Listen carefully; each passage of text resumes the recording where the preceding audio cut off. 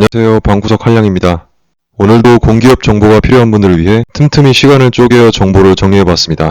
가장 관심있고 필요할 만한 내용 위주로 초봉이나 평균 연봉, 복지사항, 채용 인원 등에 대해 회사에서 공시한 자료를 바탕으로 말씀드릴 건데요.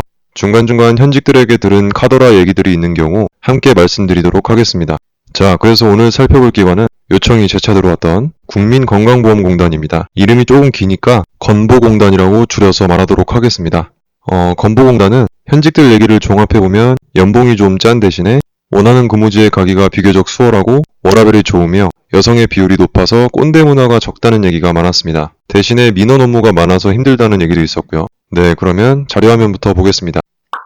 설립일은 2000년 7월 1일이고 대한민국 법률 중 국민건강보험법이라는 법률에 의해 설립된 기관입니다.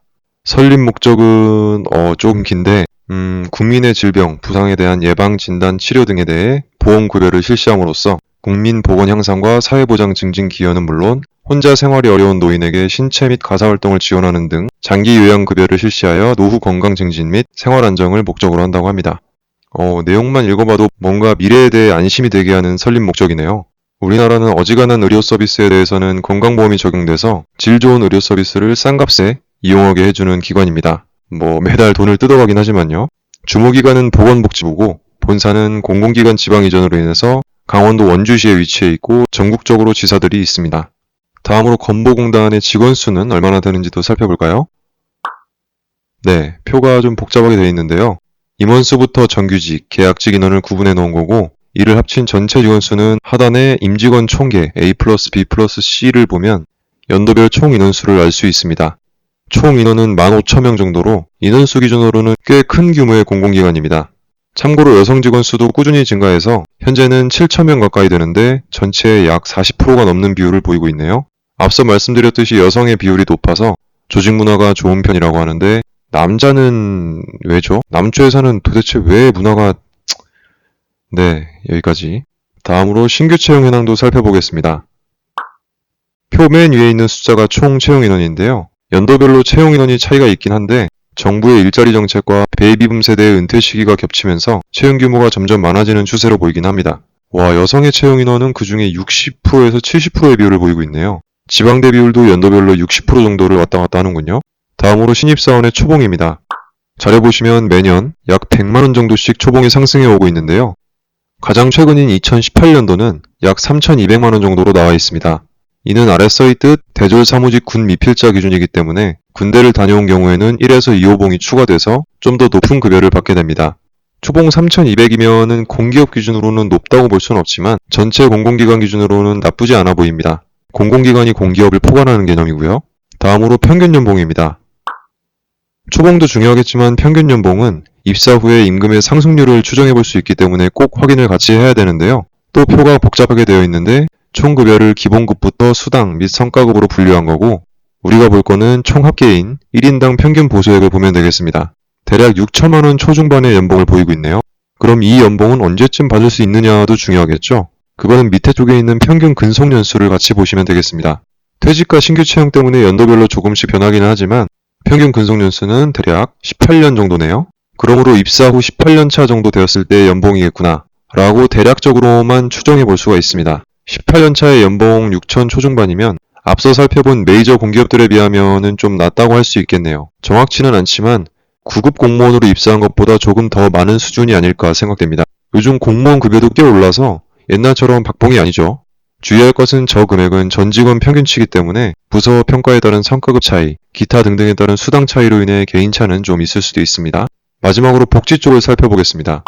복지 쪽은 휴가기간에 리조트 등 휴양소 제휴, 기념품 등 짜잘한 복지도 있긴 하지만 잡다한 부분은 생략하고 주로 관심 가질 만한 실질적이고 금전적인 복지 위주로 다뤘습니다. 아마 대부분의 경우 대기업보다는 복지가 안 좋다고 보면 될 것 같아요. 먼저 보육비 쪽을 보면 어린이집 운영 예산 내용이 있는 거 보니까 건보공단도 직장 어린이집을 설치해서 운영하는 걸로 보입니다.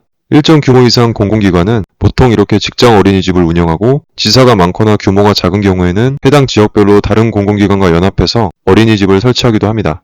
다음으로 학자금은 자녀의 고등학교 수업료까지는 지원금이 나오고 대학에 갈 경우 등록금을 무이자 또는 저리로 대출을 해주는 제도인데 건보공단도 고등학교까지는 지원금이 나오고 대학교부터는 무이자로 대출하여 분할 상환할 수 있는 걸로 공시되어 있습니다.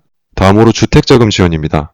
직원이 전세금이나 주택 매입을 할 때 저리로 대출을 해주는 제도인데 해당 사항 없음으로 되어 있는 거 보니까 별도로 주택자금 대출 제도가 없는 것 같습니다. 대신 사택이 제공되긴 하지만 지역에 따라서 없는 경우도 있다고 하네요.